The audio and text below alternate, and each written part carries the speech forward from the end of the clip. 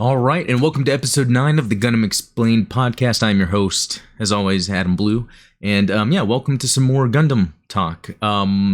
If you haven't already, subscribe to this on YouTube. It's a video version, but you could be listening to the audio version on Spotify, Apple Music, all those places.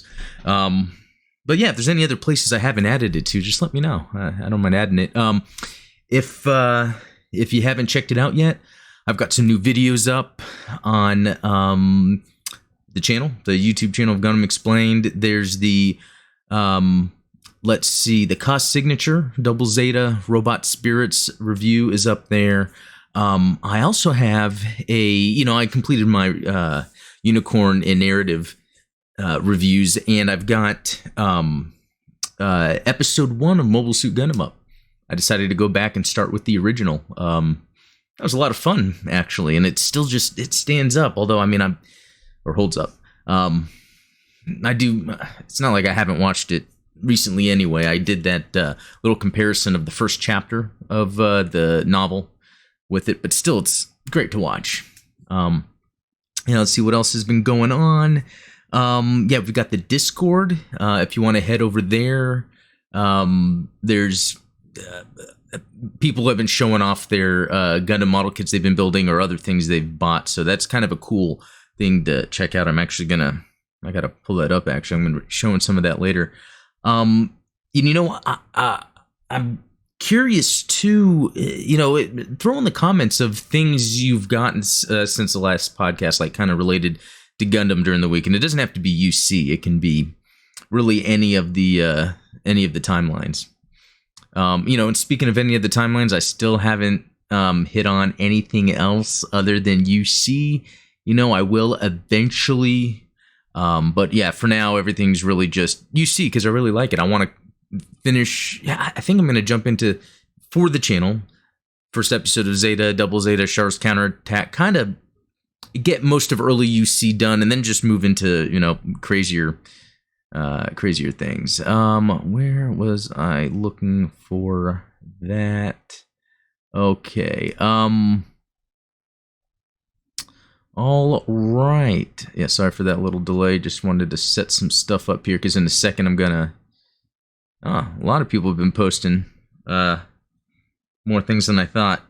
But anyway... Yeah, this past week, since the last podcast, a couple things. I got this Robot Spirits, Amuro, RX-78-2, actually, I should say. And, I have the standard one anyway, but this is a little different. It has more of I don't want to say it's a matte finish, but it's not as glossy as the other one. Also, all the joints are white. It's more in line with anime, and the hands have kind of a green tint to it. Again, more in line with the anime. And I think a little bit of the feet in the helmet, just a little different. And I really like this one. I really like, had an effect piece stuck in there. I had the this little explosion on, which I love. I love these effect pieces. That's the reason why I really like the Robot Spirits. Other than, as much as I like building, I don't have to build them, and they don't fall apart when I pose them. But not only that, I got something that, again, this reminds me of the Cublé in a sense that some of these mobile suits look a little funky, so it's not like I'm trying to go after them to get them to collect them. But after getting this, I love this. This is, what is the actual name? Zagok MS. It's a Zagok. It's Char's custom. It's red. It's like the commander type.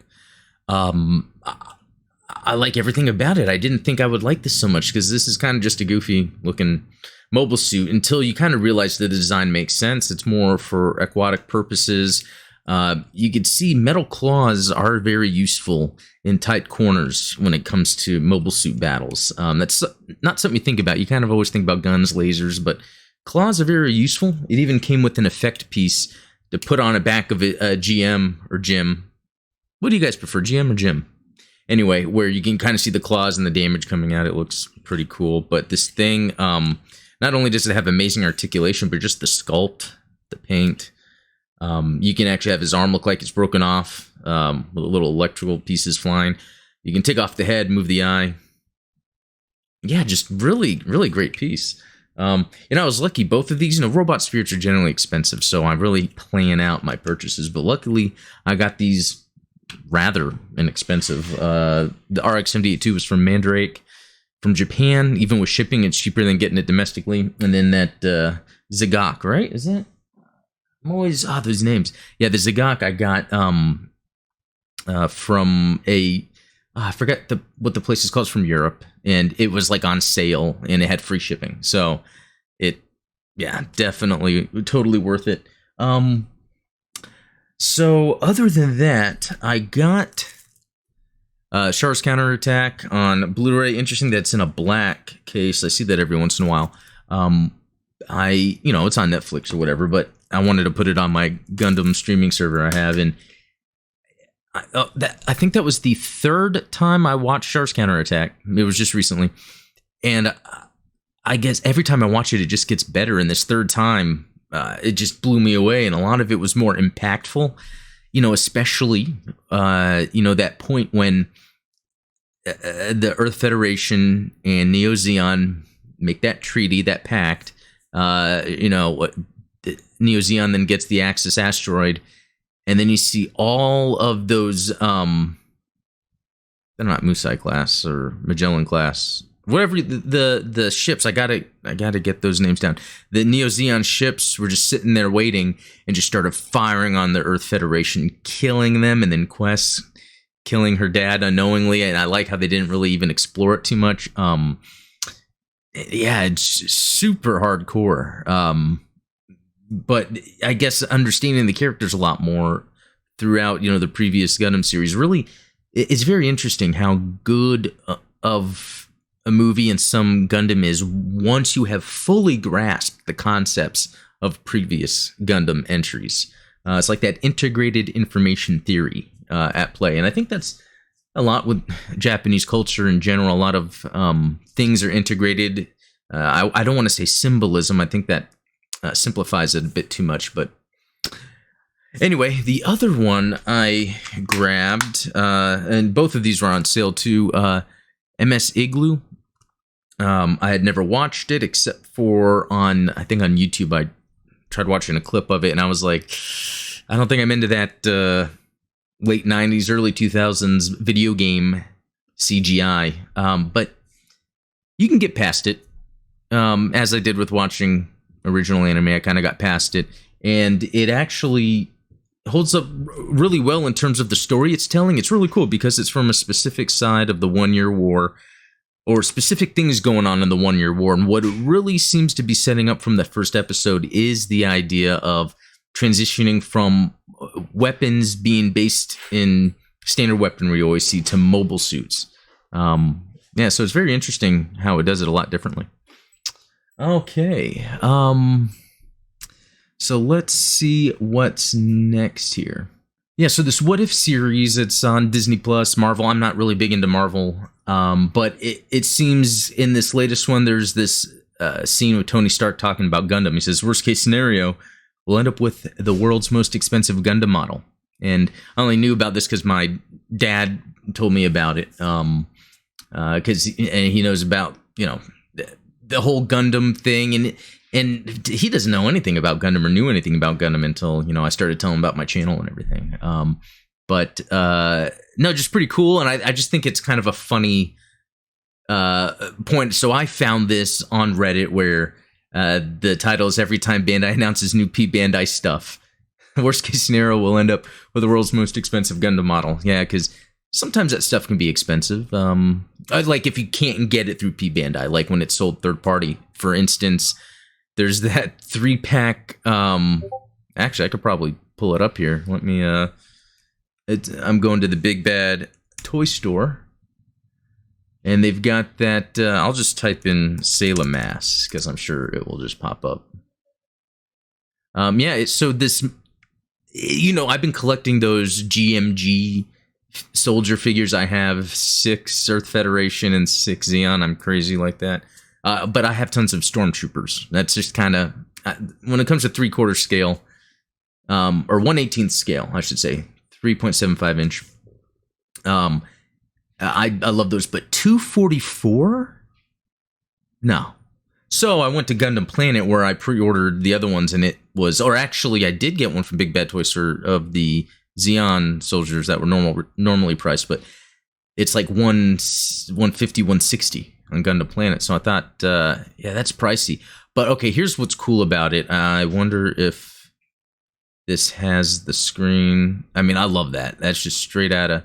Okay, so when you buy the 3-pack, what's cool about it is it comes with these pieces, kind of like the other sets did, and it's to create a mobile suit cockpit, which is pretty cool. You know, I'm assuming this is a mobile suit cockpit, but I love how it has that kind of that viewfinder that Amuro uses. I mean, when I say I'm assuming it's mobile suit, I'm wondering if it's the RX-78 too. I was like, they look like bright for a second. Really cool. Yeah, this. Oh, and then look at that, the white base behind there. I wonder if that's that. They have that other miniature thing. I really want to get that. Love this stuff, and I have that Char one on pre-order. Can't wait for that to come in. These types of figures are my thing. I can just have them sitting on the desk and while I'm working. Should I be doing that while working? But anyway, yeah, I just thought that was pretty cool. All right, now here's something crazy. When I was watching MS Igloo, it actually shows the colony pass by as the Xeon soldiers are just in another ship. They're in like I forgot what it was. It's like an engineering, a technical ship where they kind of do evaluation of new weaponry. And this is where they're like doing evaluations of like a long range cannon and a tank. And so they're kind of showing how they're transitioning from mobile suits. Anyway, long way to say. The colony passes by, and it's the Operation British colony, which, you know, crashes down in Australia. And what I did was I just went to Google and typed in Operation British date because I wanted to get the date. I think it was like January or something like that. And then I found this. It's is it showing up on my screen? Yeah, it's a band that it's kind of like old school punk in a way. I'd almost say like there's two albums. The first one is definitely more of like a blackened old school punk. So I'm really into music. I like black metal a lot, and the vocals remind me of black metal, and the production value reminds me of it. And it just has some really cool riffs. And then a follow-up album where there's more the singing is kind of more of the traditional old school punk singing. It's still fantastic, but I love stuff like this. You know, I like it when there's music that's made about things that I like, especially when it's my style of music that I'm into. But that reminded me of something else. So Andrew WK, he actually just dropped an album recently, and I've never really got into his music. You know, nothing against it, just not my type really. But he did an album called Gundam Rock. And it's on YouTube. If you go to search on YouTube for Gundam Rock, Andrew WK, and he covers music from the first Mobile Suit Gundam, and it is actually awesome. It is, and it's not on Spotify. You can search for it on the web and see the Spotify link for it, but none of the music is available. I'm sure it's licensing. That's why I'm not even going to play it here, because they'll probably block this song. Yeah, but I would suggest to listen to the Andrew WK covers of the Gundam music, because it's just awesome. It's just a good time. It kind of fits in with kind of his theme with his music, where his music it's rock and roll based, and it really has kind of that party vibe. It really gets you going. So anyway, yeah, I just wanted to bring that up because I think that is definitely worth looking up. I like the Gundam music in general, but to see where bands will kind of be inspired by it. If anyone knows of any other music that's kind of inspired by Gundam, let me know. I know another cool thing about Gundam music is, like, I was listening to the Battle Operation 2 music, and it's actually pretty cool. I don't know if it's because I listen to it a lot. Actually, I have the music muted in Battle Operation 2 right now, but and that's just to concentrate, but I like the tunes, and I see that apparently the songs in Battle Operation 2 are from other Gundam video game titles. So that might be something worth looking more into, like where all these side music soundtracks come from and everything. Like, I think it was what was the one on PS2? I don't know if it was Federation for Xeon. It was the one on PS2 that was just like a single player. It might have had multiplayer, but the main focus of it was just going through the beginning of the 1 Year War as the RX-78-2. And it also did a good job of playing that old school Gundam music, but in a cool way. Yeah, music is cool. Gundam music, even cooler. So, and before I get ahead of myself, from the Discord, and is it showing up? Yeah. It's really cool. Join the Discord. There's a link in the description, but others will share like the Gundam stuff they find. The Easy 8 from that Gundam Universe line, where it's like they're not super high quality, but they're good quality for the price. And I guess one of them comes with a code for a mobile suit in Battle Operation 2, which, that I bought it immediately. I don't want to show it too quickly, but someone's child with the Battleship Yamato, Star Blazers maybe, model kit. Now that looks amazing. I've been wanting to get into that, and I haven't, but that ship just looks amazing. And that was from Santo Bell. Again, I apologize. I don't know if I really should be showing other people's kids, so I just kind of scrolled through that real quick. And then Soup was showing his Zeong, so I can't wait when he builds this, because I think that is a must-have. I don't even have that. Let's see. Here's Uncle Tom with the Sazabi, and I believe it's the robot spirits. And yeah, that looks cool. Yeah, it's just after watching Char's counterattack, I was really paying attention to the design, and it's matched up real well here. Even that little symbol. Now, I haven't looked it up, but what is that symbol that Char has on his Sazabi there? Really interested if someone knows. Oh, and then Soup got some G-frames. Yeah, that's really cool. Like, even at Target, they have these G-frames that have a white Zaku, too, and it looks awesome. Oh, and according to that, so then it looks like it has the alternate head, so you can have that single fin on or not. And I always love these with those G-frames, how you build the stand and it's kind of like the other pieces that it came with. It's kind of funny. I think. Oh yeah. Okay, so I actually took a picture. I could have shown this, but for those listening, I guess it's not as fun. But here is a picture of Char's Zagak stabbing Jim, and then Amuro in the RX-78 cutting off its arm. Man, fun to take pictures of these things. And this Aqua Gym Pool Safety Custom. That's from Will Won't. That's hilarious.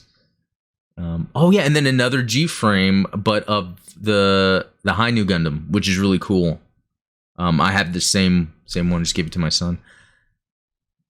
And then this is Santo Bell, the Eclipse Gundam model kit. That thing looks sick. What's that guy's name? Mecha Guy Gotsu, I think. There's a YouTuber that I think he seems to strictly cover Gunpla model kits, and for me, that's only like a quarter of what I like about Gundam. But even after watching him do the review and the transformation, like, I would love to get this, even though I usually stick with UC, and even within UC, I'll only get model kits of certain things. But to have, I feel like I'd have to have two. One so I can have the unit, and then one to have the ship form. That's one cool thing about Seed, is they seem to have really cool flight or ship forms, which is a cool thing about Gundam Thunderbolt Bandit Flower, how it starts with those ship battles. That's more my thing. Yeah, this is Uncle Tom. Now, I don't know exactly if that's the model kit or robot spirits or whatever, but whatever it is, it just looks sick. And I'm assuming this is Seed as well, like Freedom. Probably wrong about that.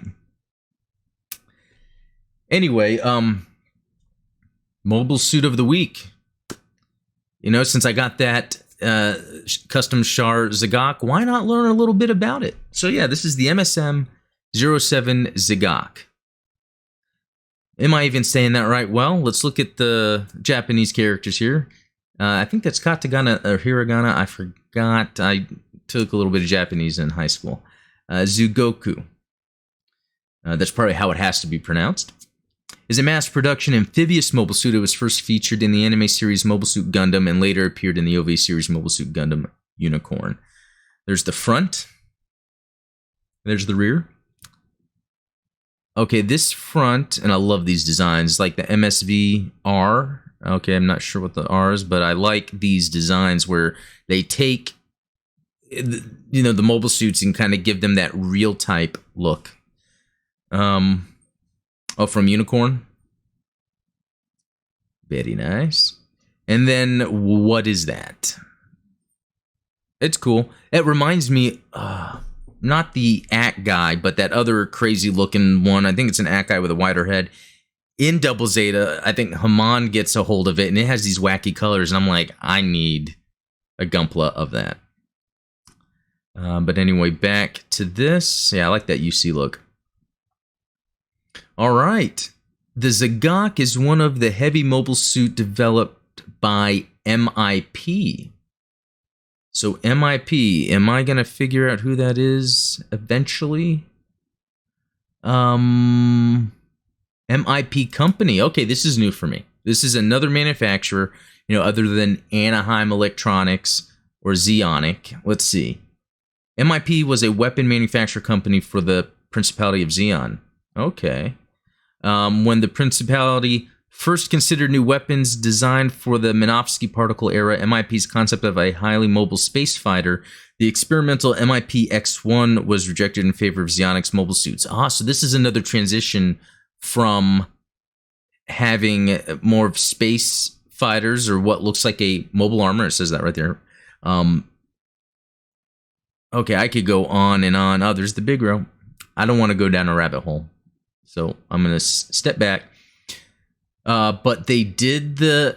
Okay, so MIP, who did the big row, also did the Zagok. After the one-year war, MIP was absorbed by Anaheim Electronics. It was responsible for manufacturing the X-04B machine gun used by the Jabera Tetra. So interesting that they then developed a gun for a Gundam that ended up becoming a Neo-Zeon or Zeon Remnants suit, right? Again, I don't want to go down a rabbit hole, but yeah, Sima Garahao. That will be a pronunciation for another day. Okay. So let's head back to this. Like the MSM-04 Act Guy. Okay, so Act Guy, really cool looking one that kind of shares a lot in common, but that is Zeonic, even though they look similar. It is viewed as a second stage amphibious MS, different from the MSM-03 GOG. Let's just take a quick look. Here's another one with the claw look, the more domed out top half, and that is Zimad Company. Okay, I'm not even going to dive into that. That'll be for another time. All right, the Zagok's final design was improved based on actual combat data from the GOG, but this delayed its development, and the Act Guy was completed before it. So, you know, real quick, just for some personal background, like those types of mobile suits, when I saw them in the original Gundam, I was kind of like, I don't really like those designs. But over time, they seem to have this practicality to them. Their look led to them being part of the bad guy forces, you know, and having the claws, and also the use in an amphibious manner, and seeing them battle in Unicorn really lent to them making more sense now when watching the original Mobile Suit Gundam. All right, among amphibious mobile suit, the Zagok focus is on ground combat. Besides using both air and water-cooled radiators, it also has chemical fuel rockets for jumping in addition to thermonuclear water jets. The Zagok is also designed so that it can perform anti-air combat as well as search operations on and above the water surface, duties that the GOG could not. The Zagok's specifications are superior to those of the mass production mobile suits by the Earth Federation forces at the same period. However, are superior to the mass production mobile suits by the Earth Federation forces at the same period. So I don't know if they mean the gun cannon, gun tank. I'm assuming that. However, in return for high performance, it is difficult to pilot. Okay. Furthermore, it is a costly machine because it lacks parts compatibility with the GOG. Okay, let's look at its weapons. 240mm missile launcher. The Zagok has 6 240mm missile launchers, 30 rounds, in the top of its head. These missiles can only be fired in relation to the vertical alignment of the torso. The missiles can be fired underwater, but they have low resistance to hydrostatic pressure. They are mainly used after surfacing or landing on the shore, as well as for anti-aircraft purposes. So the anti-air makes sense. I would also even think being underwater makes sense, depending on how it is traveling.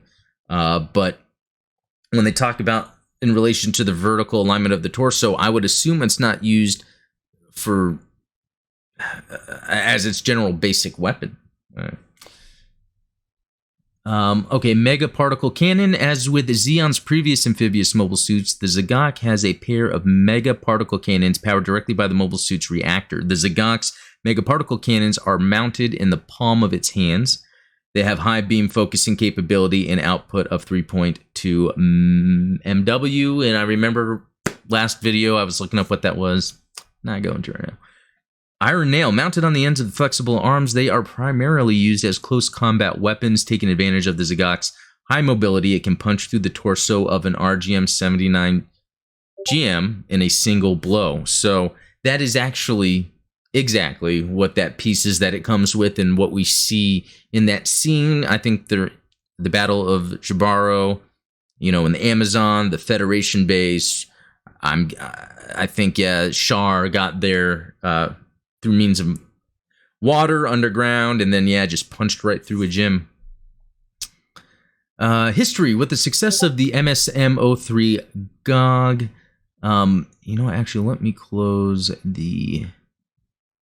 Was that it? Okay. With the success of the MSM-03 GOG and the MSM-04 AT-GUY, the MIP company rolled out their own mass production amphibious mobile suit for the Principality of Zeon's Earthside forces. This line of amphibious mobile suit, known as the MSM-07 Zagok, became the most successful line used by the Zeon forces during the One-Year War. The Zagok was manufactured at the California base on the same production lines as the GOG. Okay. The Zagok's most famous exploit was the Principality of Zeon's attack on the Earth Federation Forces headquarters at Jaburo. I might have said Jabaro earlier. It's Jaburo. Okay. On November 30th, UC 0079, the Principality of Zeon launched a surprise attack on the Earth Federation's underground fortress. One of Zeon's primary attack groups was formed by multiple Zagoks as well as a few other amphibious mobile suits led by Char Aznable and his MSM-07S Zagok Commander type, which is an improved Zagok version with better power output, high mobility, and lighter armor materials. This attack force bypassed Jaburo's defenses using a previously unknown secret underwater entrance. However, the attack was a failure as Zeon was unprepared for the Earth Federation's new battalions of mobile suits that had just been brought off the assembly line. And that was the GM, even though one GM got totally wasted by that custom Zagok. After the battle, some of the suits were simply left where they lay, remaining in the caves of Jaburo for thousands of years. Okay, that's a very interesting thing. Thousands of years. Does that get into Turn A Gundam? I haven't watched Turn A, but is that where the thousands of years come from? While initially produced as a commander machine, the Zagok commander type was soon mass-produced to replace the standard Zagok. Other notable mobile suits developed by the Principality of Zeon based on the Zagok include the MSM-07E Zagok E, which was simply the Zagok remodeled to have superior performance, and the MS-13 Gashia, which sacrifices Zagok's amphibious capabilities for improved ground assault abilities. So let's look at that real quick. Here's an improved Zagok. Looks cool. Ah, that was War in the Pocket, so it really wasn't too long after its initial development, but looks cool. And then here's one that is supposed to... It removed its amphibious capabilities for improved ground assault battles. This is the Gashia. Let's see. And, okay, it doesn't look like there's really a modern interpretation of it, but that looks cool. Kind of like how... Instead of having the larger domed head, instead it has these two areas where the missiles can come up on the side, but very cool looking. Let's see. Even after the 1-year war, several Zagoks sporting a new dark green color scheme were used by Zeon remnants in UC 0096 during their attack on Torrington Base. One of these units was destroyed by an RX 160S Bryarlant custom. I always forget about this suit, but it is definitely awesome. There is something about this that has like this Mark II / Zeon kind of feel to it. Yeah. All right. So here's some pictures of the Zagok. Interesting. Let's see.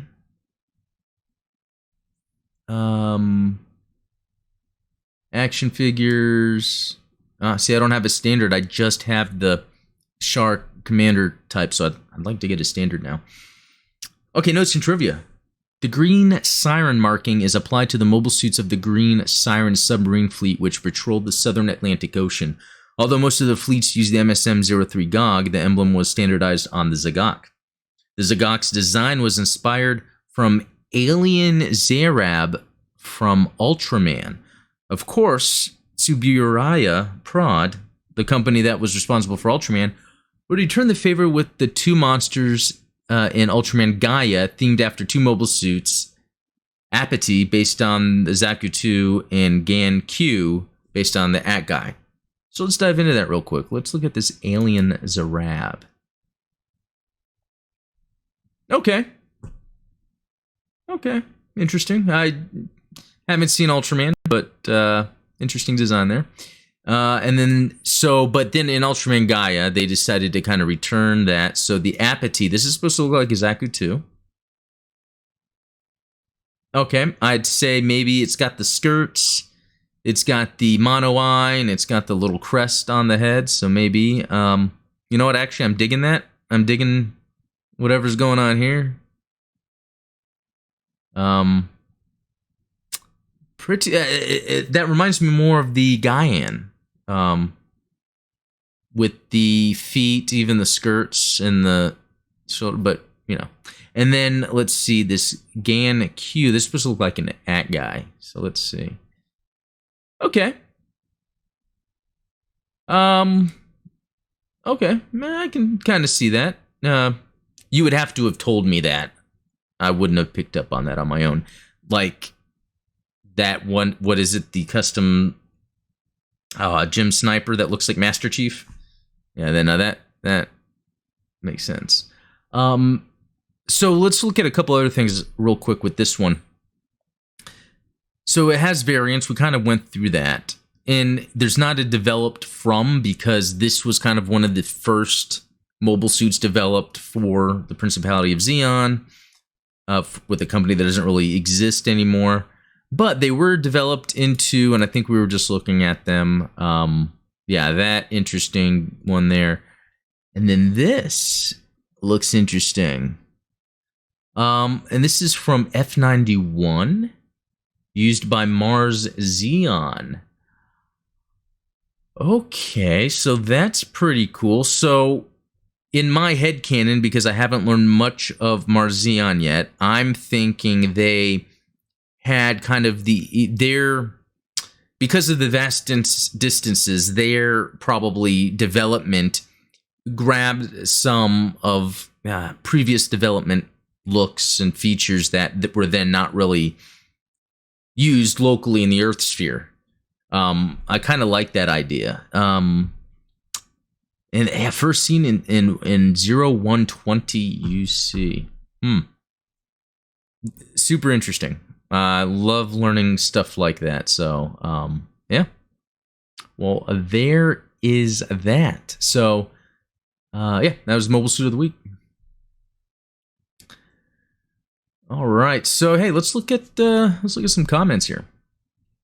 Of course, Robert, with his insightfulness. I had asked from that last podcast if that Aqua GM was from Thunderbolt. So he was able to confirm that. Thank you very much. Although I did see it in... Potentially, I'm still doing research on this because I want to do a video. I started doing the research on it already, but in Unicorn, the Torrington base. Because I saw some weapons used that are used in the game, Battle Operation. So...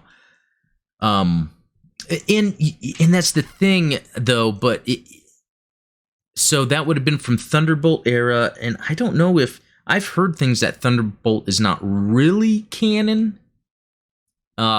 Curious what everyone thinks about that. Let me know in the comments what you think about the canon of Thunderbolt is. I always thought it was, but sometimes on Reddit I see people say it's not directly canon because they kind of do some crazy things that wouldn't be around then, but nothing really contradicts it for me.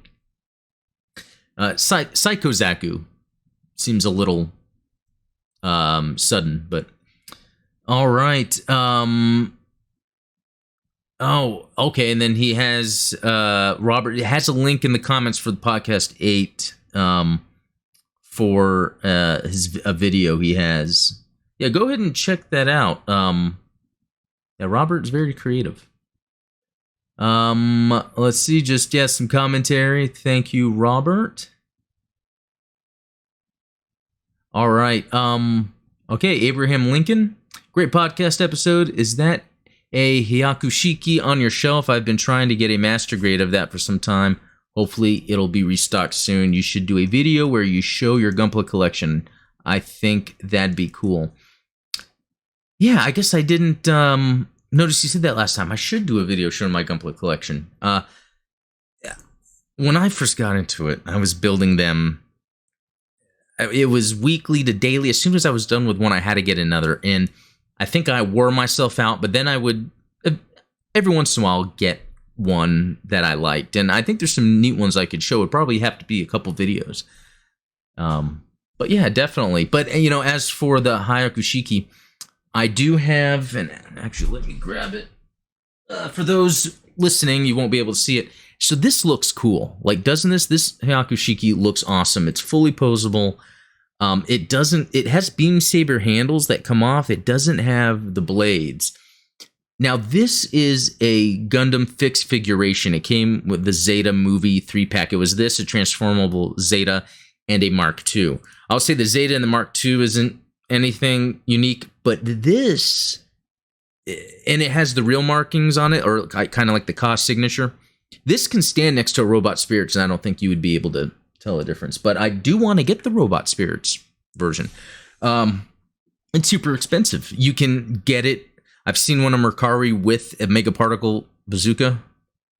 I hope I'm saying that right. For like $200. Little rich. I saw it by itself, but it was $150, and I'm like, So pretty pricey. Haven't really jumped on that yet. But yeah, good. Thanks for bringing that up, Abraham Lincoln. Thank you for your service. All right. Let's see. Okay, Robert has a link to someone with the Eclipse Gundam. Yeah, I know. In Discord, we're probably going to get some cool pics. Hopefully, I can show them next time or the time after. I don't know how long it will take for that to be built. But if you want to join the Discord to see it, and then I'll share it on the next podcast. But there's also a video here. So, actually, who is? So just to let you know before the video. It is him, Mecha Guy Kotsu, who I brought up before. He's this is that video I was watching. So yeah, thanks, Robert. Yeah, that really looks cool. And did I just see that he had like 300,000 subscribers? Wow. One day I'll get there. Oh, and then, hey, Abraham Lincoln, it looks like Robert asked you a question. Pretty cool. You guys should connect there.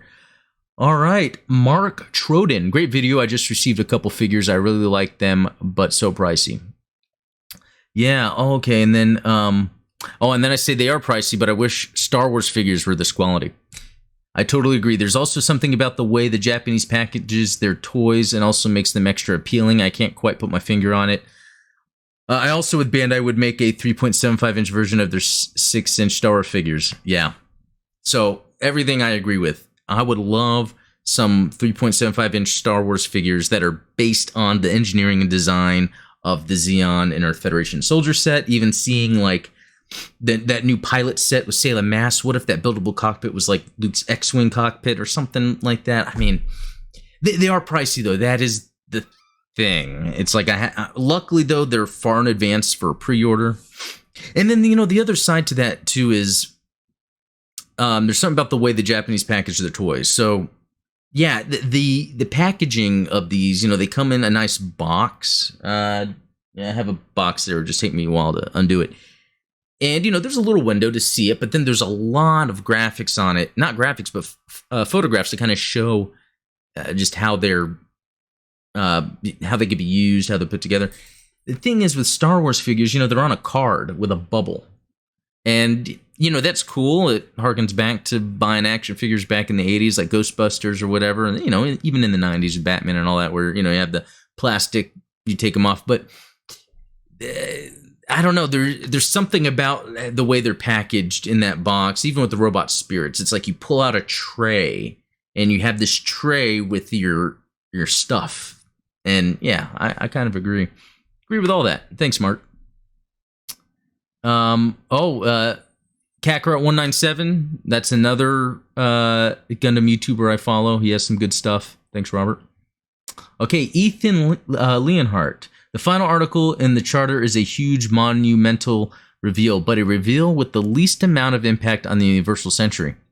Yeah, I think that's very, and I say that, yeah, very interesting storytelling. They're able to make a compelling, sort of risk-based situation for all the characters, everyone involved, that seems to affect the greater universe of, the Earth sphere and everything. Even though when it comes to all of Universal Century, that part can still be self-contained. It's very interesting how they did that, and I need to commend the writers for that. I mean, I feel like Star Wars could use a little bit of that. It's like you can connect things without, it's that integrated information theory again. Make things unique because they're connected based on information you already know, not because they have to connect to each other. I think that was the problem with the sequel trilogy. They had to make up stuff to connect to things. Even the stuff they made up didn't really make sense to be a direct continuation. I feel like they could have self-contained some story elements. Yeah, and really thinking about Unicorn, especially because it takes place after Zeta, Gundam Zeta, Double Zeta. And Unicorn is very new type heavy. And it reminds me how the sequel trilogy is very force heavy. It's really all centered around the force, because you have, Rey, who finds out she's force sensitive, and that springs this whole adventure to where Luke and his force issues, and then finally the force bringing back Palpatine. Whereas, the original Star Wars trilogy wasn't really like that. It was more about the family, I guess, soap opera of Empire versus, I want to say Zeon, but no, Empire versus Rebels. And it's just, there's the Force element thrown in, which it's kind of like how original Gundam works, where there's that new type element is thrown in. So I kind of went on a rant on that, but hey, thanks, Ethan. All right, for Clint Roy Mukurakate. I made that sound Latin based. Mukurakate. I don't know. I gotta work on my Japanese. So let's talk about this. Outside of the crazy powerful suits like Unicorn, Phoenix, and Banshee, would any UC Gundams be able to take on Gundams from universes like, say, Seed, Double O, or even Wing? So I threw in the Psycho Gundam Mark II. That thing seems like it would be crazy powerful, although they took it out shortly after its reveal in Double Zeta. But I'm curious about that too. I still don't know yet what would be the most powerful mobile suit, because sometimes it really depends on who's piloting it. But if anyone else out there, if you can find this comment, it's on the giveaway video that I did. I would like to see what everyone thinks about what would be the most powerful UC Gundam to take on Gundams from other universes. My first thought is like New Gundam or High New Gundam, whatever the last thing Amuro piloted is, because Amuro is just a killer like that. But except in the books, it's the opposite. He got killed. But yeah. All right. Oh, here we go. Also, anyone got a non-Gundam MS they'd love to fly? And I said the Rigizi. I think there's a certain way they pronounce it. And then that's right. He did call me out on that because that is kind of a Gundam. Although I think there is a version that is not a Gundam-like, that doesn't have the V-fin. But does that make it non-Gundam? Because there's this other thing I just learned about. You know, I'm playing Battle Operation 2, and they showed this G-Line Gundam or mobile suit that I was like, what's G-Line? What's this G-Line? I don't get it. And I was doing a little bit of research. I might do a video on it. And the G-Line apparently was an attempt to mass produce a Gundam. So it wasn't down the line of the Jims and the Jigans and the Jesta. It was its own thing that was supposed to be more like a Gundam. So I'm curious, what really makes a Gundam, and is that a V-fin? Is that it? So thanks, Clint. Count me in. Oh, for sure. Yeah, that was the little giveaway video I did. Yeah, showing off the G-Frame GPO1 FB from Stardust Memories. And then the IBO, yeah, Barbados Lupus Rex, the first non-UC giveaway I'm doing. So, yeah, if you haven't entered yet, go ahead and subscribe, make a comment somewhere. That way I can tally it up that way. Rob the Builder, this is on my cost signature. I really appreciate the clean and professional presentations you provide. I know it's difficult to break into the YouTube mainstream with Gundam material, but I hope you make it. I'm slowly making my way through your videos. Yeah, and thanks. I love nice comments like that. It kind of motivates me. And what's really cool, that was a video my wife helped me edit. I'm wanting to be able to... There's a lot when it comes to making YouTube, and I think you're kind of encapsulating it here, Rob, because like I started a while ago, but I've had other channels.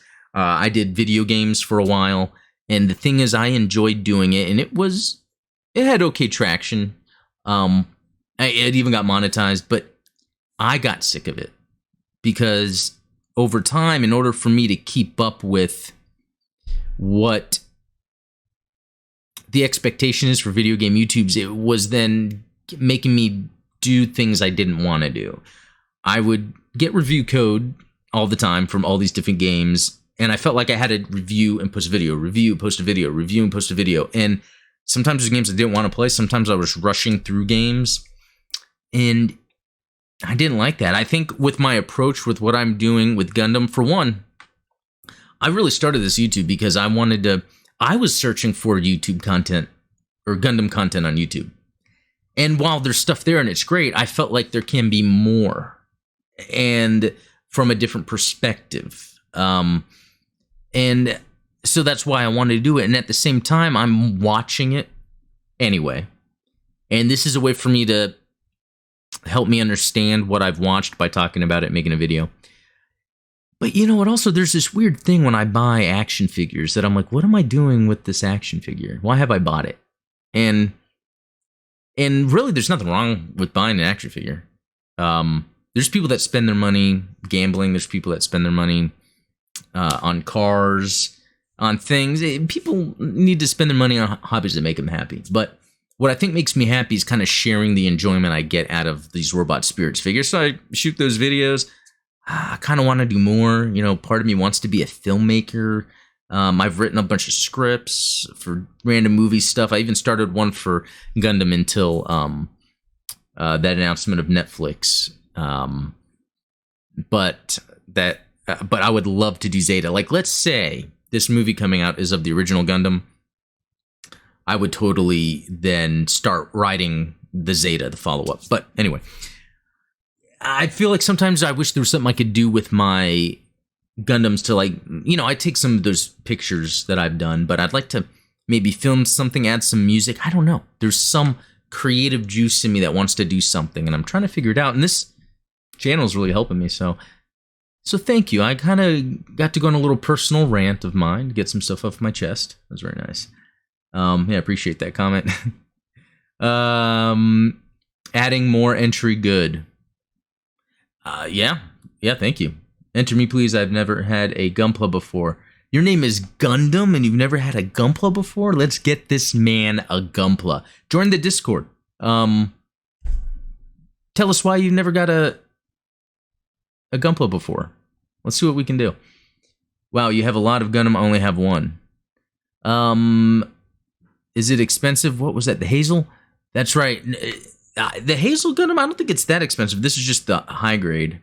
When I got it, it was just regular priced in the area, like $25. Yeah, you like my collection. Thank you. I appreciate that. I love my collection too. I have that detail display I got from IKEA. All right, from the giveaway. Also, you guys might laugh at how long it took me to realize a lot of MS can't fly in the atmosphere. Yeah, that is very interesting to consider when it comes to mobile suits. Some are made where it's the space flight. Some are made to where they have the ability on the ground to move around, jump around, kind of do limited flight, but to actually fly up through the atmosphere and into space. A lot of times, even with the Banshee in Unicorn, had to use a rocket ship to get into space. So I like how they kind of keep that grounded of sending a robot into space. Then let's get this Gundam. I would prefer TV over trilogy movies anytime. Yeah. And that's from Deepalok Mondal. Thank you. The trilogy movies are great, and they even have some better animation, I think. I don't remember exactly. It's just the TV just fleshes it out a whole lot more. All the character motivations and everything. Robert Westfall, the Slenderman, LOL.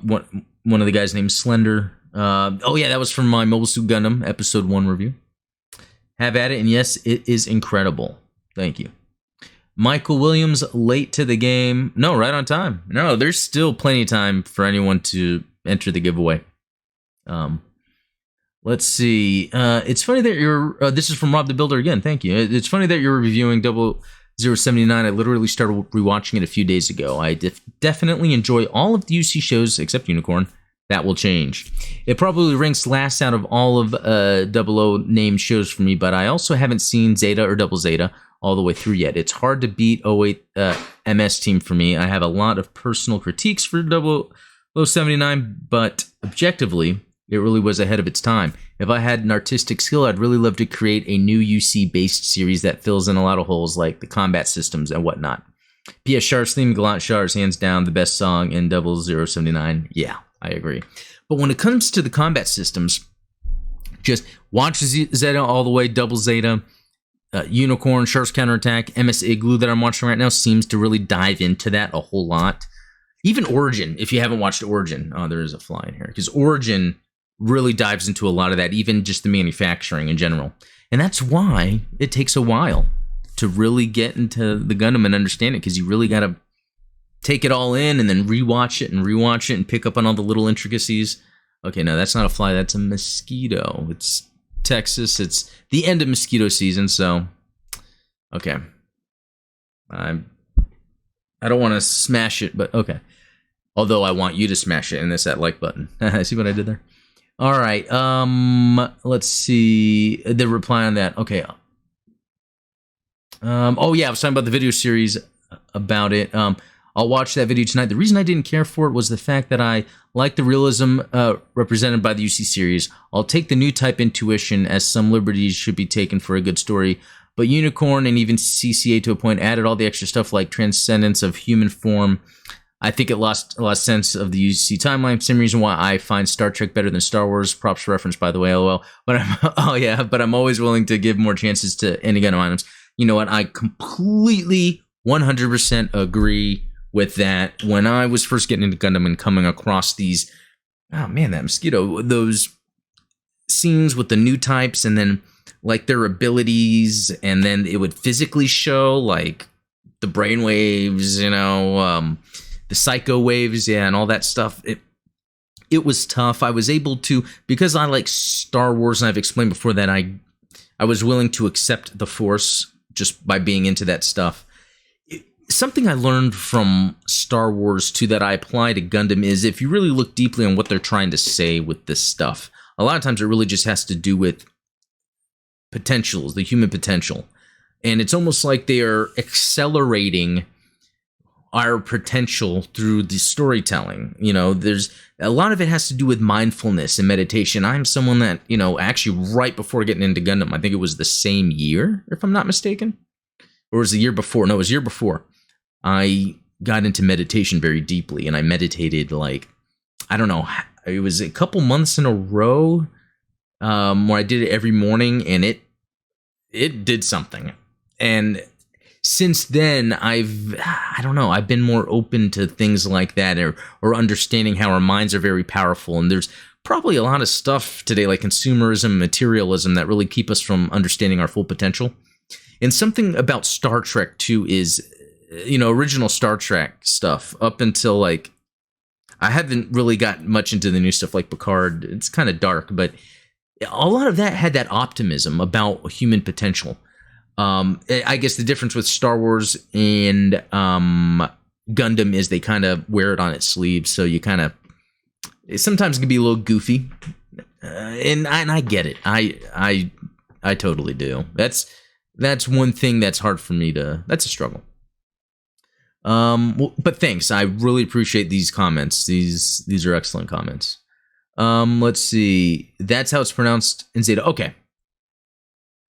Let's watch this real quick. I don't know if it will play. What? Okay. No, I don't think it will play because it was too low. So I was watching Char's Counterattack, and he's talking about the Titans, and Char saying the Tee-tahns. And I'm like, what the Tee-tahns? Why did they? But you know what? If you listen, and it's what was, let's see, what New Type Racing pointed out was, it's actually how it's pronounced in Zeta. Now, not the English, but the Japanese, they are saying Tee-tahns. And I get it's just really the Japanese phonetic pronunciation of things. But, really, I think for English speakers, Titans makes sense. Especially because what it's representing. And also, I think that goes into like some of the name. It's very interesting because that's an example of there's a way something is pronounced in Japanese. Should it have been that the original Japanese should have been pronounced Titans, even though they're pronouncing it phonetically?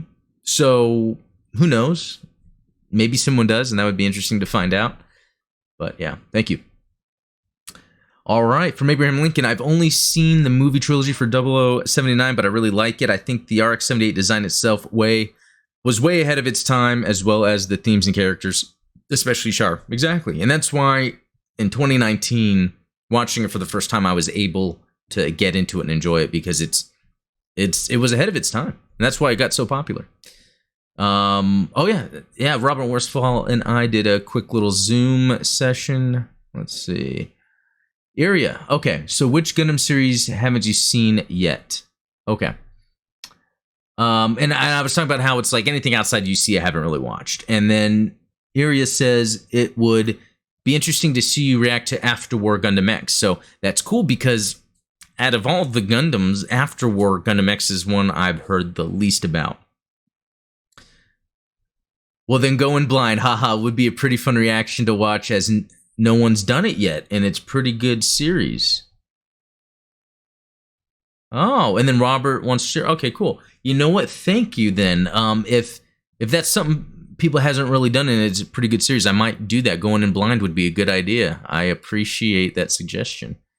Robert again with some nice commentary. And it looks like he just added something. Let's see, but yeah. Oh, wondering what the MS of the week will be. Ha ha ha. Let me know if this was a surprise or expected. I don't know. I was trying to do something a little unconventional, but anyway, you know what? I think that's it for this episode of the Gundam Explained podcast. It was episode 9. Hope you guys enjoyed it. Let me know in the comments what you think, or even send me an email at gundamexplained@gmail.com. Really, I would like if someone is to write in, like how we see these comments that are in the videos. Feel free to write me in. If it's paragraphs of stuff, I would love to dive in, read what people have to say, and kind of comment on it. I kind of like that stuff because this is the kind of interaction that I want. I want to talk to Gundam fans more because there's no one around here in Texas like that. Actually, there is. I know someone that likes Gundam. I need to get him on here. But anyway, do that. Go ahead and subscribe. There's that giveaway going on. We've got 2 items to give away, so subscribe, leave a comment. Once I hit 400 subscribers, which I'm at 365 according to this, once I'm at 400, I'll be doing that giveaway and then having some more stuff to give away after that. So anyway, thanks for watching, and we'll talk later.